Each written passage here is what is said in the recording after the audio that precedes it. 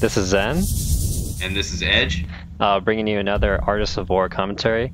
Today we're going to talk about Shadowrun, the greatest game you've never played. Or so I'm told. Yeah, it's actually, this game it's just one kind of those underground games.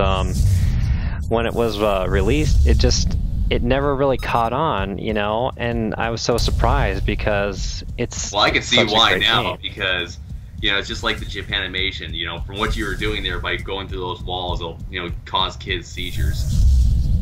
Ha ha ha. But seriously though, people always, people wonder, why isn't Shadowrun very popular? Well, there's a couple reasons. First of all, this game, when it came out, it didn't have a single player.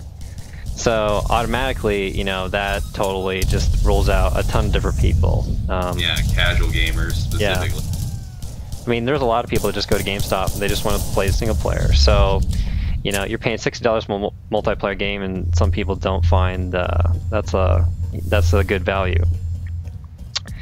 It's also, it has like a fantasy theme, like there's elves and trolls and dwarves, and that also turns off a lot of people.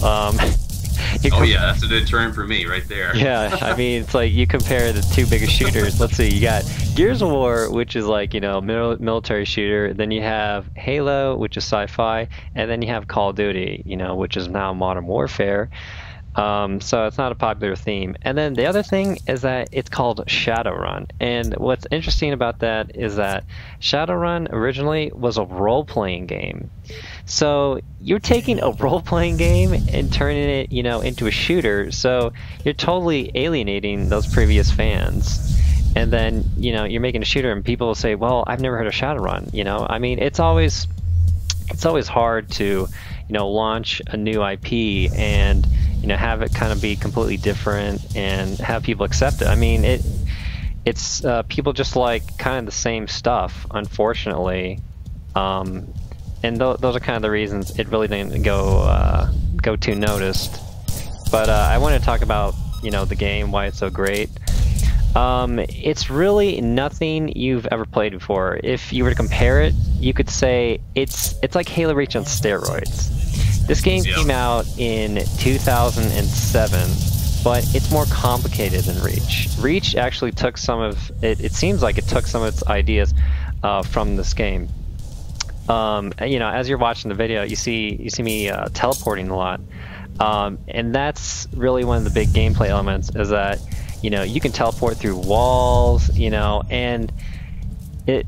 When they first launched this game, they really said this is Combat Evolved. If Halo 1 was called Halo Combat Evolved, I mean, I feel like this is like the true sequel to Halo, where you're playing a game and it's totally different from anything you've ever played before. I mean, I can attest to that. I mean, I played the demo a couple years back on Xbox Live, and it actually, blew me away. It was actually pretty good. Now, I never purchased the game, nor have I rented it, but from what little I played of it, I was actually quite entertained. I just, didn't feel like most people, and I didn't feel comfortable purchasing it. Just I was going, it's like, you're paying $65, including tax if you're over here in California, and I'm pretty sure it's the same everywhere, unless you're in Canada. And, I was just going, it's like, is it really worth purchasing? And from what I can see now, I'm just going to go ahead and say, I'm saying, yeah. Well, it's actually it's really cheap now. It's like $5 at GameStop. I mean, so it's like, oh wow. If price really isn't like a big hurdle anymore for the game. But going back to like kind of the core gameplay mechanics, it kind of plays out like Counter-Strike, where every round, you choose your weapons, you buy weapons, you can buy magic abilities, and you can buy tech abilities. So you can kind of like mix and match whatever kind of weapons and abilities you want. And that kind of plays into the Call of Duty theme, where you can play what you want, but also there's a tremendous amount of depth and strategy. And you know, one thing I will say about this game is that it's very balanced. There is really no like super weapon. There's no like super like combination like you know, like in Call of Duty of one-man army. There's nothing like that. You know, while we're watching this video, you see me pretty much the whole time. I'm using the starting pistol, which you said looks like a Walter. Yeah, P99. Yeah. And this is just a starting weapon, but you know, it still has a decent function. Just like in Call of Duty, like different weapons let you travel different speeds. So I have the pistol out and I can travel much more quickly. And so here at SMG, I mean, it functions just like any other SMG. There's a lot of teleporting. A lot of teleporting in this game. Oh wow, that guy got fucked up. Wow. See here, I'm using Dust, and it allows you to push back your enemies, but as you saw right there, you take fall damage in this game. So, you know, if you gust right before you hit the ground, you actually negate the damage, so you don't take any damage at all. But, you know, it takes timing. But it's kind of the cool thing is that, you know, every ability, you know, has multiple purposes. It's not like, sometimes I'm playing like Halo Reach, and, you know, I feel like, you know, the armor abilities are kind of one-dimensional, but, you know, in this game, they're multifaceted. Like, for example, you can use that gust ability to launch grenades. You can use it to push people off ledges and kill people. You know, there's several other things, but I won't get into it. Well, you know what? I mean, just looking at this video now, you're just going, well, at least I'm going in my head. I'm pretty sure you're thinking the exact same thing. This just looks so much more entertaining than Halo Reach because there's so much going on. When you're playing Halo Reach, I mean, what do you got? You know, an assault rifle to start, you know, primarily, unless it's a BR, or I'm sorry, DMR start, and nice little flip of the pistol there. Yeah. And something reminds me of something out of RoboCop. Yeah. And you know, you're watching this, and I'm just going like, wow, it just looks so much more entertaining, and I kind of regret not picking this game up all those years ago. Well, fortunately, there still are people playing it. So, you know, a couple hundred people from what you told me earlier. But you know what? Let's talk about the reason why you went back to this. Now, you went back to this because you were playing a game that I can't remember the name of that just recently came out. What is it? You know, it's very similar to this. It has kind of like those. Not Halo, right? Yeah, no, it's not Halo. The one you just purchased that you got rid of. Oh, Brink. You're thinking of Brink. Thank you. Yeah, I was thinking of Brink, and I was looking at Brink, and I was going, yeah, you know, it had such potential. Right. But what deterred you from that game and made you go back to this? Well, the whole thing with Brink is that the graphics look so bad and it was so laggy that I was so disappointed. I was like, I'm just going to try to get as much money from GameStop.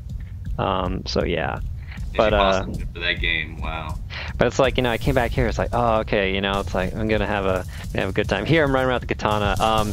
This is a favorite. You will see this so much online. It is ridiculous. Okay. Another thing I gotta say is, like, I mean, I was playing late at night, like at 2 a.m. So that's probably why there's only a couple hundred people. But there's a lot more people on during the day.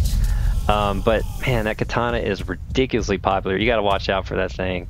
Because it can chop you up, but it can be like a lot of fun too. Just like the sword in Halo or the tack knife in Call of Duty, you know, or even the shotguns in Gears. Yeah. People just favor those close quarter weapons. Yep. Yeah, teleport. I mean, the whole mechanic teleporting. It's just, I don't know. It's so much fun. It just helps you get around the map much more quickly. Well, let's talk about what we're seeing here on screen. Now, obviously, in the lower left-hand corner, I can see that's your recharge rate for your warping ability. I'm not sure what it's, you know, officially called. Oh yeah, those are pips, and those are just how much magic you have. So, depending on which race you choose, you're gonna have a different amount of pips. So the elf, which I'm playing now, has 10 pips, and to teleport, you can see it takes 3, and then it slowly recharges over time. So there's a whole system of managing, you know, I guess you could say mana, you know, they just use pips because it's, you know, it's a different game, but you could just think of it as mana, and you got to kind of manage that. So right there you saw that guy got revived. It is kind of like Counter-Strike, where once you die, you know, you're dead for that round. But you know, if your teammates buy resurrection, you can bring them back. So. Oh, okay. Yeah. And then you just walk over them and you use 3 of your pips like you do with the warping ability, and you could revive them, right? Well, you actually use 4, and then what happens is that your 4 pips get locked. Okay. But what's cool is that whatever money they earn, half of what they earn you get. Oh, okay. And obviously the trees regenerate health? Yep, the trees regenerate health. They actually, when you you know, when you cast out a tree of life, it'll emit a little seed, and you can actually gust the seed. So like, let's say, you know, your teammate's like 50 feet away, you know, you can gust it towards them, which is pretty cool. Which you normally would only be able to throw like what, 2-3 feet in front of you? Yeah, it's normally just right in front of you. So right there, I was just giving my teammates money because I pretty much had everything I wanted. Okay, now I'm starting to learn a little bit more of this now that I can see it. The upper left-hand corner is the gust and teleporting ability, right? Right. So you have 3 different slots, and you can equip like any kind of magic or grenades or tech that you want. So, you know, usually I just favor grenades in the upper right, and then magic, the 2 magics on the left. But you can customize it any way you want. And then you can also, they call it quick casting, like any spell you want through like a radial menu. Oh, okay. We'll see if it comes up here. Yeah, see, much like, you know, the other noobs that have never played this before, you know, we're all slowly learning, because this is starting to come back to me a bit, though. I remember you had to purchase weapons, and, you know, you could use all these different abilities such as gust and teleporting. And I remember playing specifically as the elf because, I don't know, to me, the elf seemed like it had a little bit more of a balance between, like, firepower and spell abilities, I guess you could say. Well, we can talk about the races.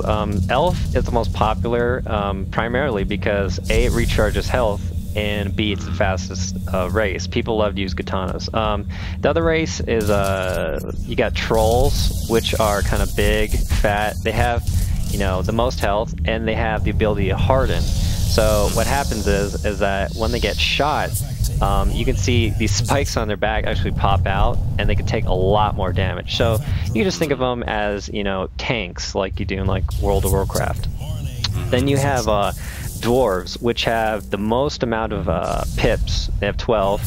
And then if you get close to an enemy with a dwarf, you can actually suck away their essence, you know, stealing their magic. And, you know, magic's such an important part of this game that you steal away, you know, their essence.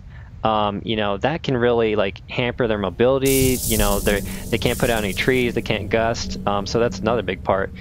And then you kind of got humans, which are kind of they're kind of you know, a balanced kind of class where they don't take any tech penalties. So if they have like a tech ability, they don't lose any pip.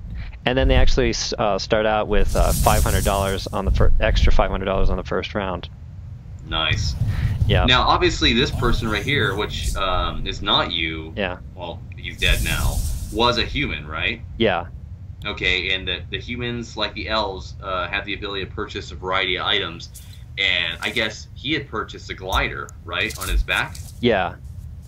Now, is that an ability, or is that something you would purchase, much like a weapon? Well, you have to buy all of the abilities you want. Oh, okay, over time, yeah. So it all kind of depends on how you want to play. Like I guess you could compare the glider is really similar to the jetpack from Halo Reach. So you just turn it on, and you can see the wings pop out, and you start flying around. And then you want to get crazy, you can actually combine the glider with gust. So if you gust at the ground, you'll actually jump higher. So you gust at the ground, you jump, and then you glide. And you can glide around the map. Now let me ask you a question here. Now you were hacking that guy's body away. Was there any particular reason for that? Was it so he can't come back? In this game type, it's called extraction.